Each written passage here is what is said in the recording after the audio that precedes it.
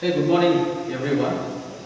Today I am going to make a video on basic aspects of eukaryotic gene expression regulation. Before going into gene expression regulation, we'll see what is gene expression. Gene expression is nothing but the process of synthesis of gene products using genetic information. So here, synthesis of gene products using genetic information. Usually gene products are proteins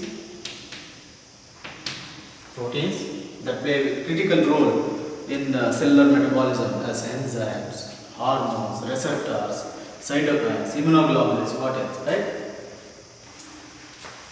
Other gene products that are not proteins are rRNA and tRNA. Here rRNA and tRNA, ribosomal RNA and transferrin RNA, they play important role in translation. rRNA is a part of ribosome and tRNA that plays very important role in carrying amino acid during translation. When you consider prokaryotic genome and eukaryotic genome, prokaryotic genome is simple compared to eukaryotic genome. Right? And the genes in prokaryotes, they are clustered in the form of operon that encodes for corresponding protein. So what is operon? Operon is nothing but a functioning unit of genomic DNA containing cluster of genes that is under the control of a single promoter. Operon is nothing but a functioning unit of genomic DNA containing cluster of genes that is under the control of single promoter. If you consider gene expression regulation in prokaryotes and eukaryotes similar to genome organization, that is simple in prokaryotes, gene expression regulation is also simple in prokaryotes compared to eukaryotes. But the basic principle is same in both prokaryotes and eukaryotes, that we will discuss later. In the case of E. coli, if you consider that is a well-studied organism in prokaryotes, the gene expression is regulated by mainly two modes. First one is catabolite regulated and second one is transcriptional attenuation. In the case of catabolite regulated, control is exerted upon operons that produce genes necessary for the energy utilization. Example here, lac-operon.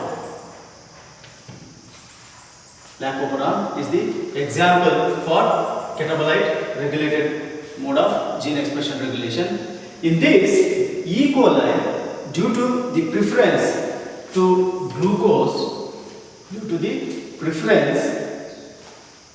towards the glucose, in the presence of glucose, the enzymes that are necessary for catabolism or metabolism of other energy sources are not expressed.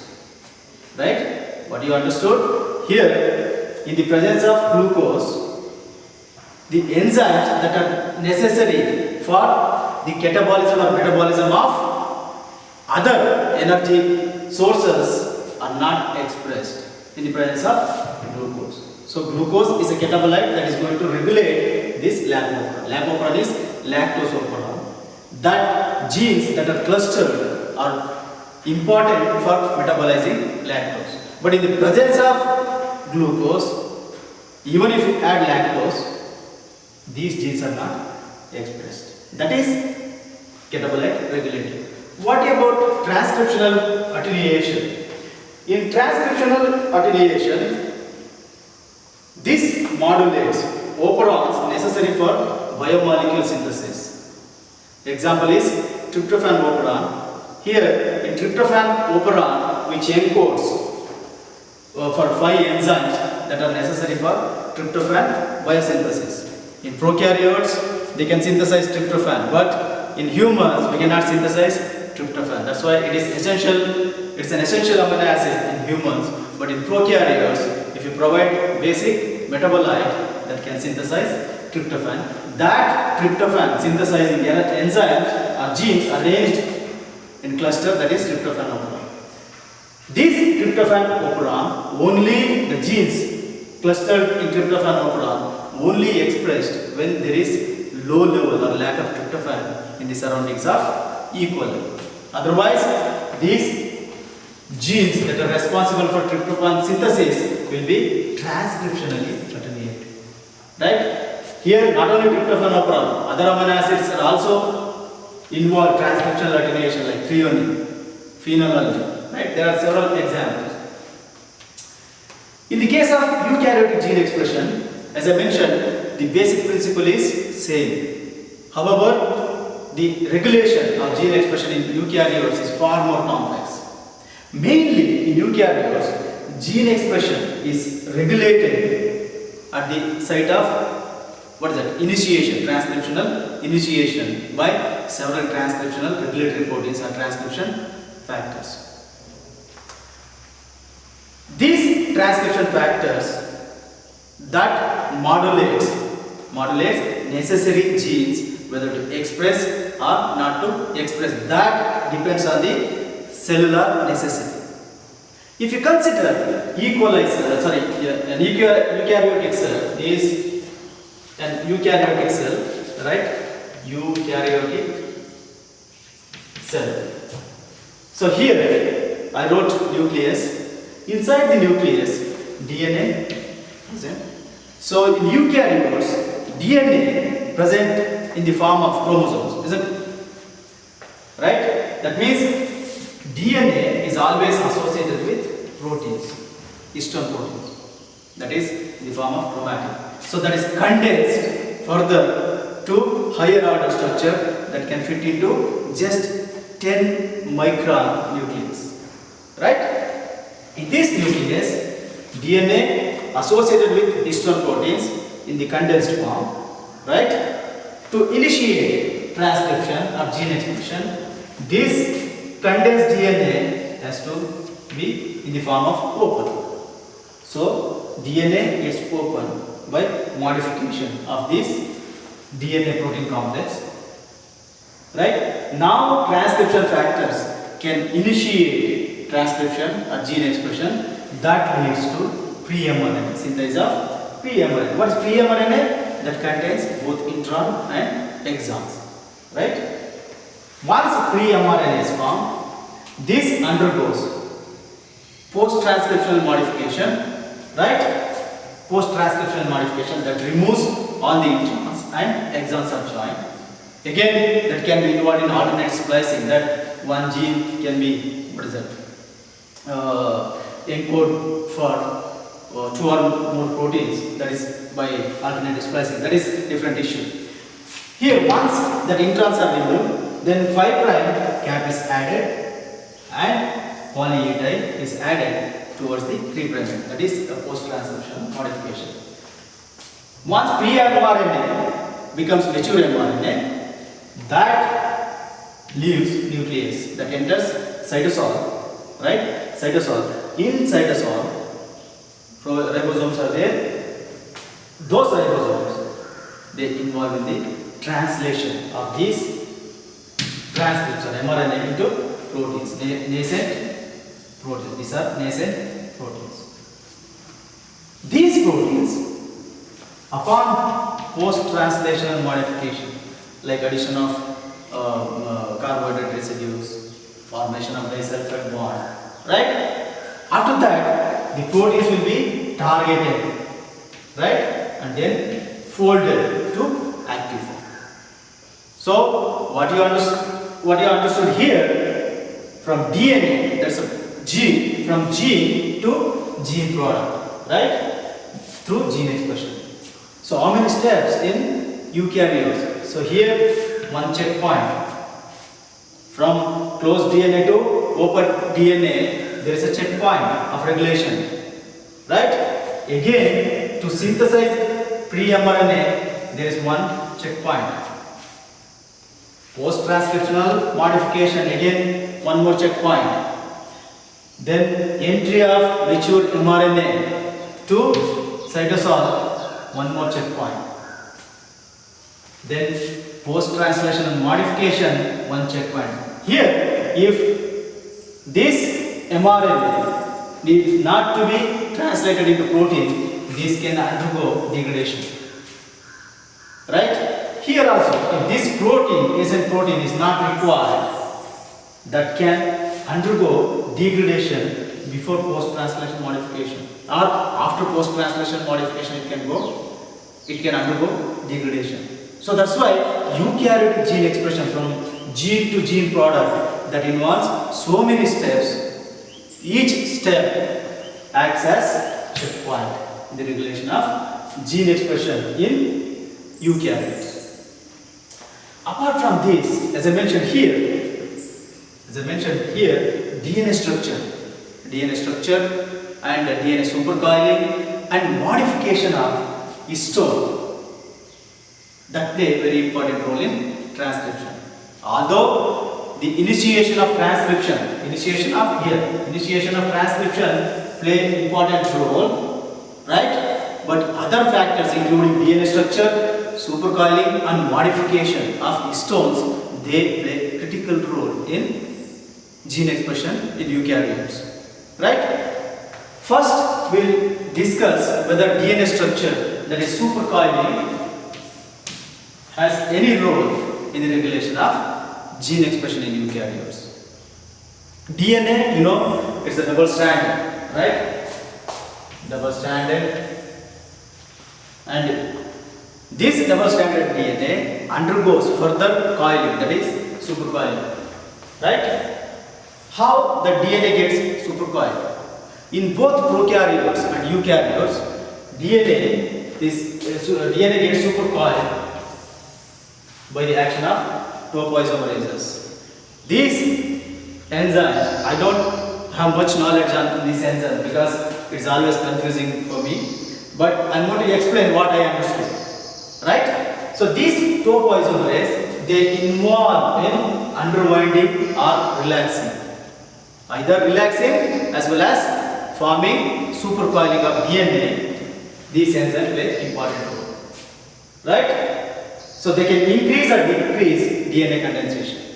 So we have, including prokaryotes, we have in prokaryotes as well as eukaryotes, we have two classes of topoisomerases, class 1, class 2. Here, class 1, topoisomerase 1, that can induce positive supercoiling or from positive supercoiling to relaxed DNA. On the other hand, guidance is E. coli topoisomerase 2 or topoisomerase 2 in multicellular organism or eukaryotes that induces negative supercoiling. To understand the regulatory role of DNA supercoiling, you have to remember the role of topoisomerase. That means topoisomerase 2 is important in the generation of negative supercoiling, right? So that means if you want to make DNA negative supercoiling in vitro, outside the cell, you have to use topoisomerase 2. Remember? So to prove how to prove experimentally that DNA supercoiling has a role in gene expression regulation. How to prove? There are several reports on this DNA supercoiling and gene expression regulation in very high impact journals like PNAS, JBC and very big journals. In that, I have selected only two experimental evidences from Hiroshi and Suzuki, one group, and Mizutani et al. These two scientists or these two groups, research groups, contributed a lot to show the involvement of DNA supercoiling in gene expression of eukaryotes. So what they did, they selected 3 genes: fibrin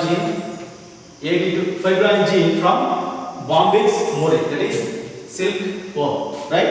They selected fibrin gene from Bombyx mori, and AD2-MLP, that is nothing but adenovirus type 2 major late promoter, right? Adenovirus type 2 major late promoter. That promoter is nothing but eukaryotic gene, right? Now, the third gene they selected, Drosophila melanogaster, Drosophila HSP70. So what they did, they selected these three genes and they inserted in plasmid, different plasmid. So these plasmid that are carrying silfibroin gene, then AD2, MLP and HSP70. Right? Plasmids are circular DNA, isn't it? So that plasmids, different plasmids carry either silfibroin gene or AD2-MLP or Drosophila HSP70. Now they took in the epidaph. You just consider epidaph. In that epidaph, they added the plasmid that carrying these genes separately, and they induced negative supercoiling. They induced negative supercoiling using cell-free extract that contains topoisomerase activity or purified topoisomerase 2. As I mentioned, topoisomerase 2 that is an important enzyme in enhancing negative supercoiling, and also naturally occurring DNA is negatively supercoiled. Okay, so now they took the plasmid, added fraction containing topoisomerase 2 or purified topoisomerase 2. What happened? There is a generation of negative supercoiling, right? So after generating negative supercoiling, then they started seeing the level of transcription, right? That in vitro transcription. You take the plasmid as a DNA template and add topoisomerase 2 and add RNA polymerase 2 in vitro. That can synthesize gene, that can express gene, or that can initiate transcription. Here I wrote 3 graphs. These graphs I took it from one of the papers from these research groups. Here you consider fibroin gene, right? Here percent maximum transcription and superhelical density. That minus means negative supercoiling, right? Here superhelical density 0 to minus 0.08, right? In this gene expression, so for example, this is relaxed DNA. 0 means there is no superhelical density, that means relaxed DNA. On relaxed DNA, there is no gene expression of fibroin gene. Increased superhelical density, that is negative supercoiling, you can see there is increase in gene expression and transcription. And finally, it reaches plateau. That means gene expression or expression of fibroin gene requires negative supercoiling DNA. So what about AD2-MLP? Right? Here also, relaxed DNA, there is no transcription. Increasing superhelical density, that is increasing negative supercoiling, you can see there is upregulation of gene expression and it comes down. That also shows that AD2-MLP gene expression requires negative supercoiling. What about HSP70? In the case of HSP70, it doesn't care whether it's a relaxed DNA or negatively supercoiled DNA. It doesn't care. Transcription is constant. That suggests that some genes they require negative supercoiling for gene expression. Some genes they don't. Right?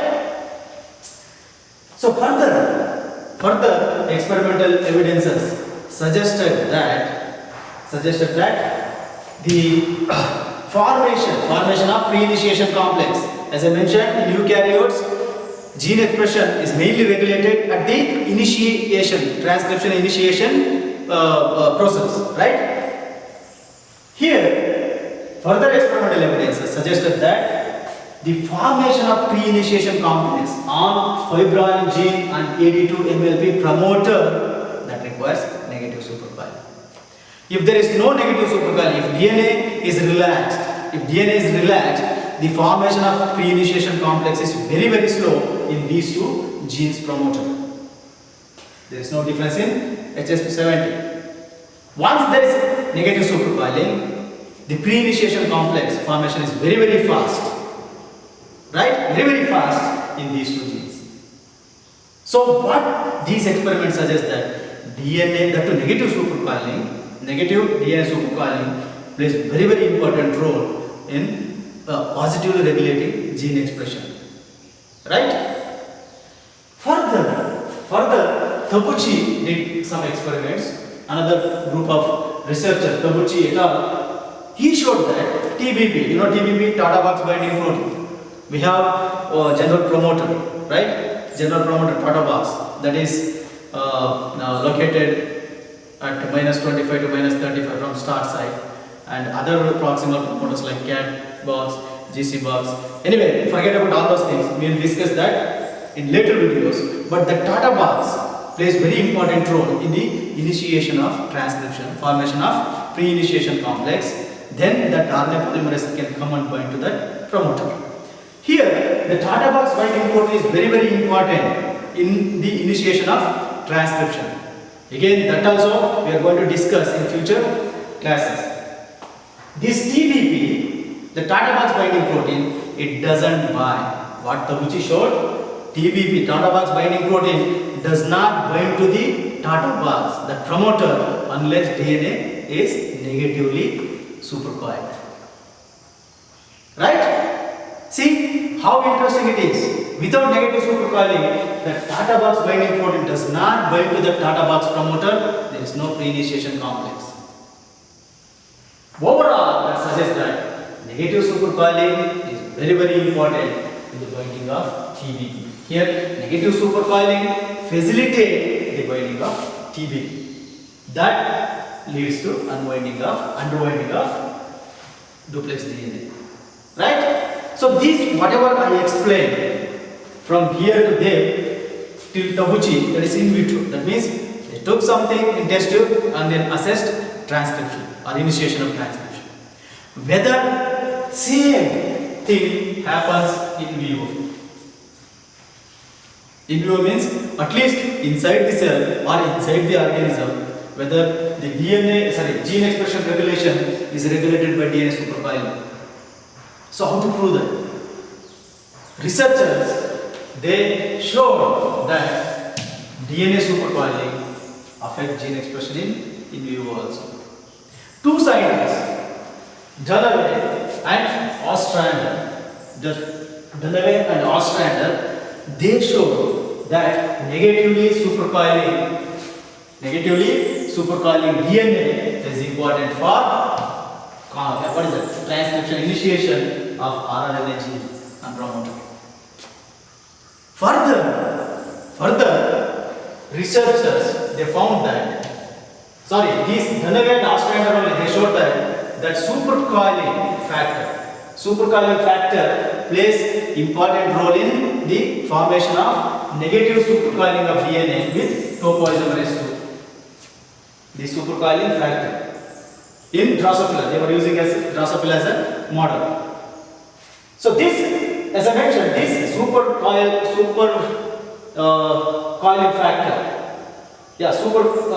factor, that plays important role in the generation of negative supercoiling in the presence of topoisomerase 2. Then, how to prove that? Whether that supercoiling factor or supercoiling protein that has role in vivo. We have several techniques, right? We can knock down genes, particular genes in vivo, in animals as well as in cells, right? Like that, researchers, they used RNAi. RNAi means interference RNA or inhibitory RNA. If you use, these are stretch of RNA nucleotides, if you inject in vivo or to the cell, incubated with cell, that specifically, delete specific genes. Like that, the same technique they used and knocked down these SCF, supercoiling factor. Knockdown is different from knockout. Okay? knockout that is from embryo only.